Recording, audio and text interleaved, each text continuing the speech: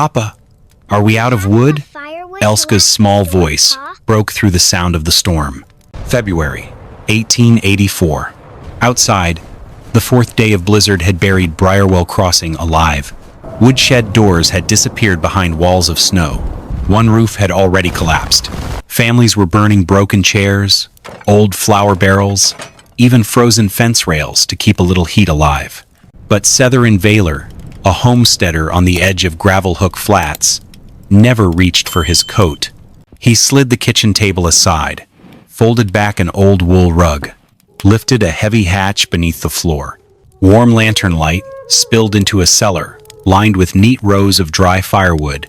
No snow, no ice, no frozen locks, no desperate race into the storm. 6 weeks earlier, people had laughed when they heard Setharin was digging a firewood cellar beneath his own cabin. They called it wasted labor. Some called it dangerous. On that morning, the blizzard answered for him. Every woodshed in town had been locked from the outside. Only one opened from within. Late August, 1883. Setharin stood beside the old woodpile stacked against the cabin's north wall. The split logs rested on narrow runners beneath the roof overhang, just as most homesteaders kept them. From a distance, it looked like enough. But Setharin no longer judged a winter by appearances. The previous winter had taught him differently. His wife, Mara Vaylor, had spent an entire night holding their youngest child, 5-year-old Elska, beneath 2 heavy quilts, while the cold crept through the cabin walls. Their older son, Tobin, only 9, sat near the door watching his father shave damp logs apart with a knife, searching for strips of dry heartwood that might catch a flame. The firewood had turned damp. Smoke had hung beneath the rafters until every blanket smelled of it. The old cast-iron stove glowed a dull red, never hot enough to push the cold back out of the room. Setharin never spoke about the fear he carried through that night. He only remembered Elska's shaking. From then on, the word enough no longer meant the same thing. Gravel Hook Flats stretched across an open piece of Dakota territory where nothing slowed the prairie wind for long. Briarwell Crossing sat only a few miles away, close enough for news to travel, but too far away for help once a blizzard buried the roads. The Vaylor cabin stood on stone piers, its floor raised 22 inches above the ground. It had been built that way to keep the timbers dry after the spring thaw. One morning, while crawling beneath the cabin to retrieve a stray hen, Setharin pressed his hand against the soil. It was cold, firm, dry. The roof overhang blocked the driving rain. The gentle southern slope carried water away. Even drifting snow rarely settled beneath the floor. That was the moment the idea found him. Not another woodshed. A place where winter could never reach the firewood. That evening, Setharin turned over an old packing crate and drew a rough rectangle across the back with a piece of charcoal, 7 feet wide, 10 feet long, 4 feet, 8 inches deep. Mara set the lantern beside him before asking a single question. How will the cabin stay standing? He tapped the stone piers. They would never be disturbed. Every footing would keep a wide safety margin. Each base would be reinforced with fieldstone, while the excavated soil would become a drainage swale running south of the cabin. Mara nodded once. Then her eyes drifted toward Elska, already asleep beneath her quilt. The real question was never whether Setharin could dig the cellar. It was whether the cabin could survive, if he did, or whether another winter would take something far more precious, if he didn't. A few days later, Orrin Brackett, an older neighbor who had survived more Dakota winters than most men in the valley, stopped beside the cabin and listened without interrupting. When Setharin explained the cellar, Orrin shook his head. You'll be digging beneath the very thing keeping your family alive. He pointed toward the stone piers. Frost heave could shift them. Spring thaw could crack the walls. Meltwater might turn the cellar into a mud pit beneath the children's beds. His advice was simple. Build another woodshed. Face it away from the prevailing wind. Cover it with tarred canvas. If firewood ran short, he would lend a few wagon loads himself.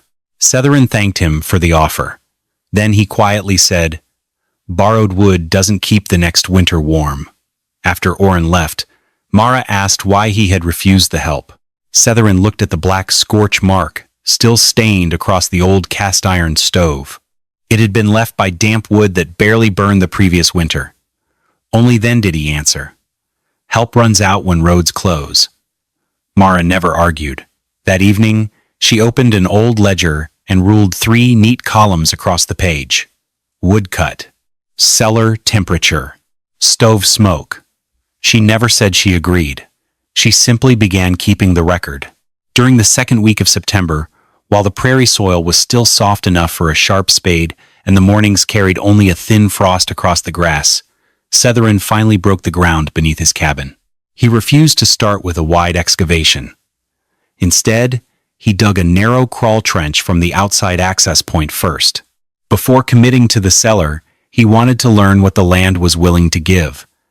The topsoil crumbled easily, tangled with tough prairie roots. Beneath it lay dense clay mixed with gravel. It held its shape better than he had hoped. He drove small wooden stakes into the ground, marking a safety line around every stone pier. None of the footings would be touched. Only then did he begin removing the earth, layer by layer, bucket by bucket. Tobin carried each bucket into the morning light without complaint. Mara shaped the growing pile of soil into a shallow drainage swale running south of the cabin. Elska had been warned to stay well away from the open trench. Yet every afternoon she stood quietly beside the porch, watching her father slowly uncover a place no one else could see. Each evening, before putting the shovel away, Setherin tied a simple plumb line to a floor joist and let the weight hang beside every stone pier. If even one line shifted, the digging would stop. Night after night, every line hung perfectly straight. The cabin had not moved, so neither did his resolve. A few days later, Cormac Vale, the carpenter who had built barns, sheds, and porches across Briarwell Crossing, stopped beside the excavation while measuring a nearby stable door for repairs. He studied the fresh earth without a smile. Then he knelt beside the opening and looked into the shadow beneath the cabin. Where will the wet air go? He explained that timber did not need rain to rot. Cold soil trapped moisture. Warm air drifting down through the floor carried even more. Leave one quiet corner, with nowhere for damp air to escape, and mold would begin its work long before anyone noticed. Setherin showed him the plan. A low intake shaft beneath the northeast eave. A higher exhaust shaft near the southwest corner. River cobbles lining both passages to keep the walls from collapsing. A bent willow grate to stop mice. A thin clay and lime coating to hold the earthen walls together and keep dust down. Cormac listened carefully. Then he looked back into the darkness. If the air chooses the wrong path, he said quietly, you won't have a firewood cellar. You'll have the finest damp box in Dakota. Cormac's warning stayed with Setherin long after the footsteps faded. That evening, he lit the stub of an old candle and climbed into the unfinished cellar. The smoke trembled for a moment, then drifted almost nowhere. Mara wrote exactly what he dictated. Air, lazy, not enough pull. Setherin never crossed the words out. Instead, he told Tobin about a grain warehouse where he had worked as a young laborer in Minnesota. The grain had not spoiled because rain reached it. It spoiled because damp air had nowhere to escape. Anything meant to survive a winter, he said, watching the candle smoke again, has to breathe. The next morning, he stopped widening the cellar. The ventilation shafts would come first. Only after the air worked properly would the digging continue. A few afternoons later, Leora Kest, a practical woman from Briarwell Crossing, stopped by with a sack of dried beans to trade for Mara's mending. She noticed the open excavation before she reached the porch. Tobin was hauling another bucket of earth. Mara was writing numbers in the ledger. The opening beneath the cabin stood uncovered. Leora never laughed. She simply asked the questions everyone else had been thinking. What if that hatch doesn't seal? What if little Elska slips and falls? What if cold air climbs into the cabin all winter? What if Setherin spends 3 weeks digging and still doesn't have enough wood before the snow comes? She glanced beneath the table. A woodshed may not be perfect, she said, but at least it isn't under a child's supper. Mara answered first. The hatch would lock from both sides. A raised wooden lip would keep small feet from slipping across the opening. Once closed, it would disappear beneath a thick wool rug. Only then did Setherin explain the rest. The hatch would be built from 2 crossed layers of cottonwood planks. Between them would be sheep's wool taken from worn blankets. Around the edge, a strip of buffalo hide, treated with rendered tallow, would compress into a tight seal each time the hatch closed. Leora listened without interrupting. Then her eyes drifted away from the drawings, away from the excavation, and settled on Elska, quietly sitting on the porch steps with a rag doll in her lap. Mara noticed the look. She never said a word. Neither did Leora. She no longer needed an explanation. She had already understood why this cellar mattered. Once both ventilation shafts had been opened, Setherin widened the excavation with greater confidence. By the middle of October, the Firewood Cellar had finally taken shape exactly as sketched on the old packing crate. The floor sloped gently toward a narrow drainage channel on the south side. Every stone pier remained untouched inside its marked safety margin, while fieldstone reinforced each footing without changing the cabin's weight. The earthen walls were packed firm, then coated with a thin layer of clay and lime to reduce dust and help stabilize the surface.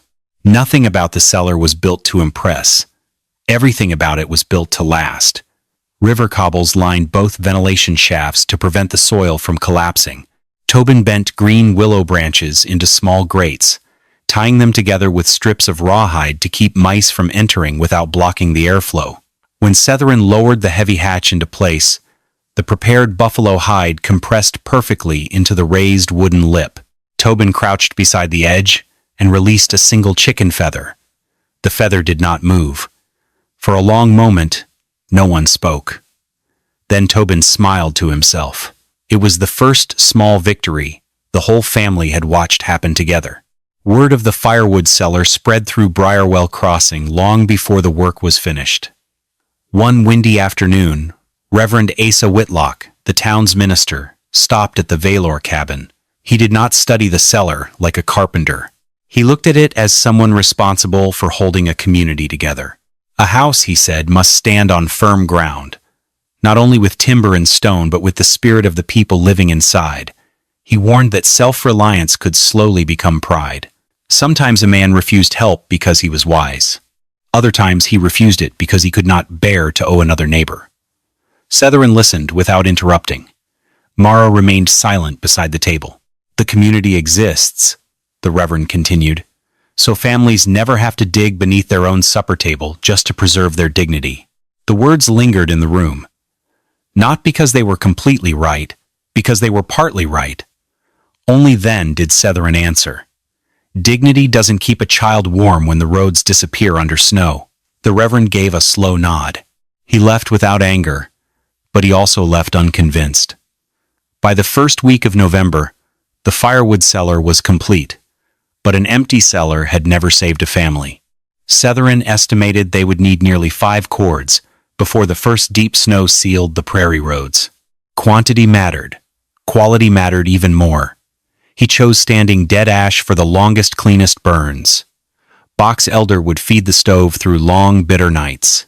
Split cottonwood would start the morning fire quickly before the heavier wood took over. Every piece had a purpose and a place. The smaller splits were cut light enough for Mara to carry safely down the hatch. Larger blocks stayed beneath the roof overhang as emergency reserve if the cellar ever needed to be opened less often during a storm. Tobin counted every load that disappeared underground, while Mara recorded the stove's smoke after each evening fire, learning which wood burned cleanest and which left too much soot inside the pipe. Soon, the work settled into a rhythm that felt older than memory. Before daylight, check the stove, walk to the woodlot, listen to the grain of each standing tree before the first swing, raise the axe, bring it down, stack, carry, count, begin again. Some days, Setherin split wood until his fingers barely closed around the hickory handle.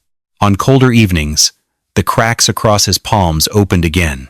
He would quietly lower his hands into a basin of cool water before anyone noticed the blood. He believed no one had, but Elska had. The next morning, without saying a word, she placed a small strip of clean cloth beside the stove before going outside to feed the chickens. Setherin saw it when he returned with another armload of ash. He wrapped the cloth around his hand. Then he picked up the axe again, because warm cabins were never built by a finished cellar alone. They were built one split log at a time. By the final week of November, nearly half of the cellar had been filled. Rows of standing dead ash rested neatly on cross pieces, each stack spaced a hand's width from the earthen walls so air could move around every log. Tobin had taken pride in lining them up so straight they looked like small fences beneath the cabin. Then, 3 days after a cold autumn rain, he stopped halfway down the ladder. 2 split logs in the west corner carried dark stains. Not much, barely the width of 2 fingers. But it was enough. Setherin set his axe aside without a word.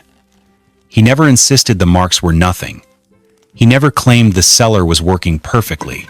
He picked up both logs, held them beneath the lantern, then passed one to Mara. She smelled it. The wood had not begun to rot, but the scent of damp earth had reached it. Cormac Vale had been right. Without hesitation, Setherin carried every log from that corner back into the cabin and stacked them beside the stove to dry again. Tobin watched in silence. His face turned pale, as though he had somehow ruined weeks of work with his own hands. Setherin rested one cracked hand on the boy's shoulder. "A mistake found early," he said, "is a cheap gift." The lesson was never about perfect work. It was about finding the truth before winter did. That night, after Tobin and Elska had fallen asleep, Setherin carried a candle stub, a strip of linen, and Mara's ledger into the cellar. He lowered the hatch until only a narrow gap remained, enough for Mara to hear him if he called. The lantern went dark. Only the candle burned. He held the flame beside the intake shaft. The smoke leaned for a moment. Then it curled back on itself. Near the center of the cellar, it drifted a little farther, before slowing again. When he reached the west corner, the smoke almost stopped. It hung in the still air, as though the cellar had forgotten how to breathe. Mara quietly wrote the observation. West corner stale, cloth damp after night rain, cellar 47 degrees Fahrenheit. Setherin stared toward the ceiling joists for a long moment. The underground cellar itself was not the mistake. The air was. The intake sat too high. The exhaust sat too low. Prairie wind swept cleanly over the cabin roof, but the outlet remained trapped inside the dead air, curling behind the south wall. He climbed back into the cabin, turned over the old crate board once more, and drew another sketch with charcoal. The intake would go lower. The exhaust would rise higher. A simple wind hood would be added, so the passing wind could pull stale air outward instead of forcing it back inside. Mara studied the drawing. "Can you finish it before the next cold front?" Setherin did not answer. He slipped the candle into its tin box. Without another word, he reached for his coat. Winter was already walking toward them. At first light, Setherin left the splitting block untouched. Firewood could wait. The cellar could not.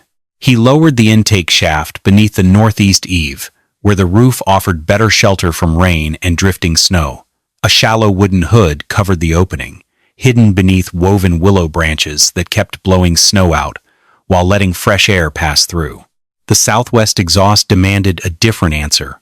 Setherin fastened an old length of stovepipe above the outlet and shaped several scraps of tin from a rusted oil drum into a simple wind hood. He turned the opening away from the prevailing wind, so every strong gust crossing the roof would create suction instead of pressure. Tobin held the nails. Mara steadied the ladder. Elska sat quietly in the doorway with her rag doll, watching the work without understanding why it mattered so much.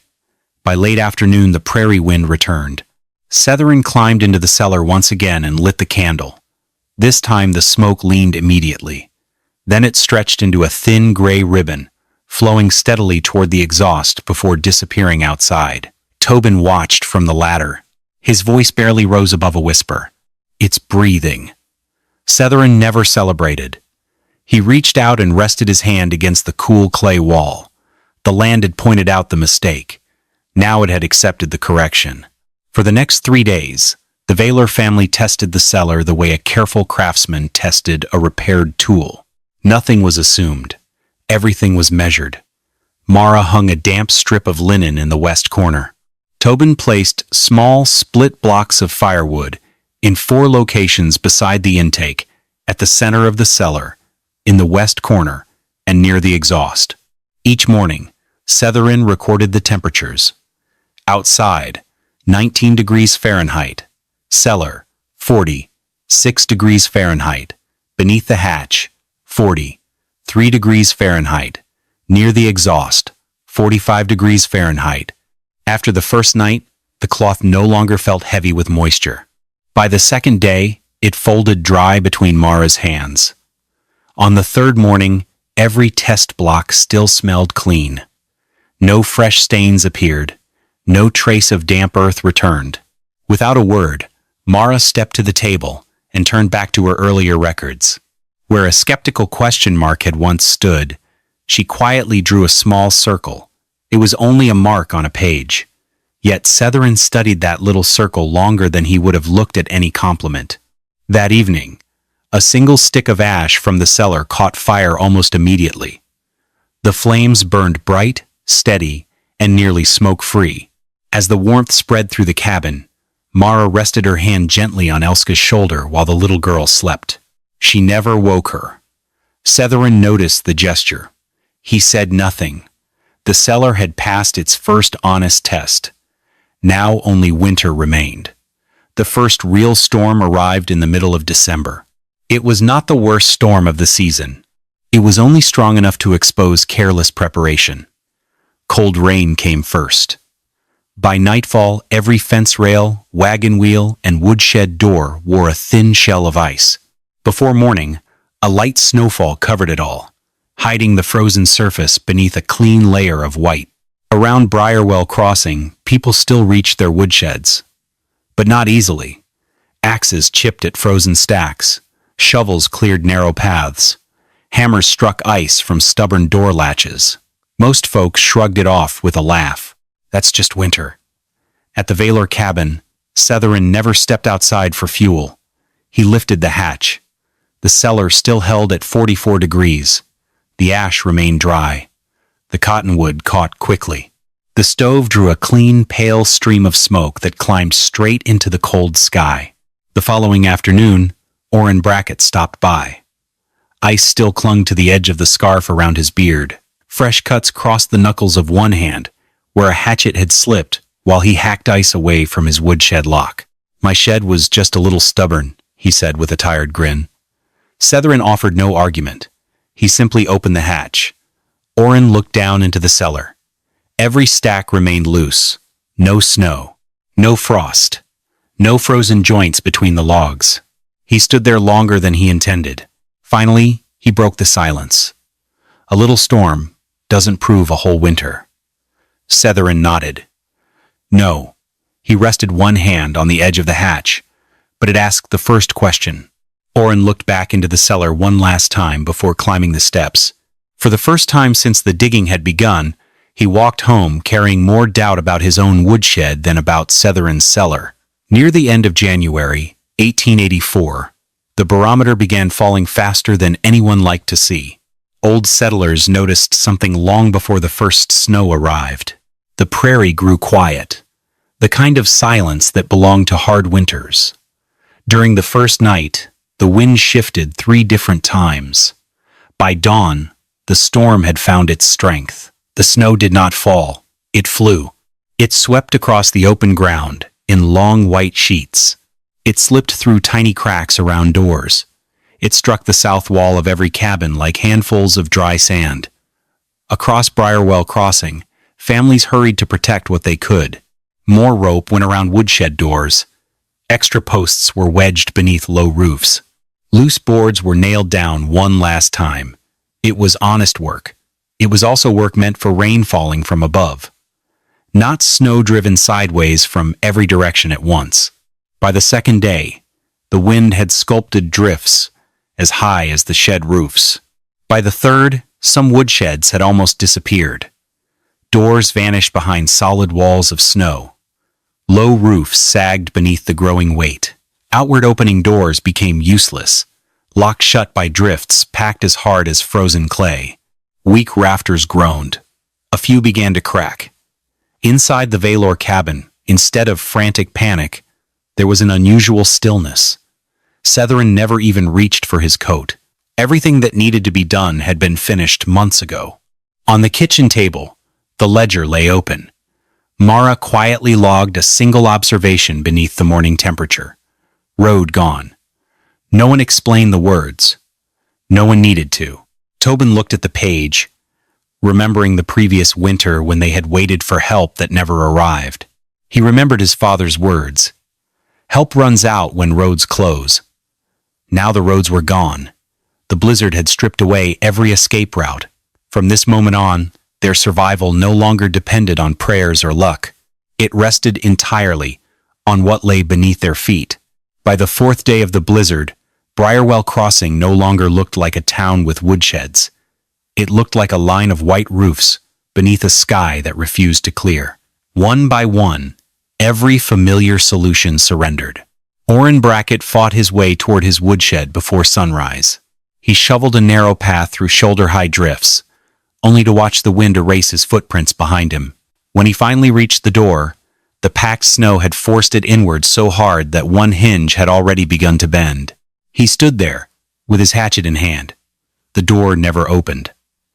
Across town, Cormac Vale stopped beside a woodshed he had built for the Pritchard family years before. One corner of the roof had collapsed where wet snow had gathered beneath the eaves. The workmanship had not failed. The weather had found a weakness the design had never been asked to face. Not rain from above. Snow driven sideways. Leora Kest exhausted the last dry wood stacked beneath her porch roof before noon. The remaining pile had frozen into a solid mass beneath layers of ice. She walked back inside without complaint. Then she quietly removed 2 old pantry shelves from the wall. She never looked toward her children while breaking them apart. At the church, Reverend Asa Whitlock welcomed 2 families into the sanctuary, hoping its large stove could keep everyone warm until the storm weakened. But the woodbox beside the vestry held only soft, damp wood. The fire struggled. Dark smoke rolled from the chimney, thicker than the heat rising from the stove. Across Briarwell Crossing, more chimneys began breathing black. In stark contrast to the ruin outside, the cellar beneath the Valor cabin quietly did its work. The faint whisper of the windhood was the only sound signaling the system was still breathing in rhythm. When Setherin brought up splits of wood that were dry, loose, and completely free of the smell of damp earth, the fire in the stove answered with a clean, pale stream of smoke. At the table, Mara sealed away the destruction of the day with one short entry. Cellar 42 degrees Fahrenheit. Wood loose, smoke clean. The blizzard might have buried every woodshed in town, but it was powerless against the space 4 feet beneath the Valor family's supper table. On the 5th night of the blizzard, the temperature fell to 37 below zero.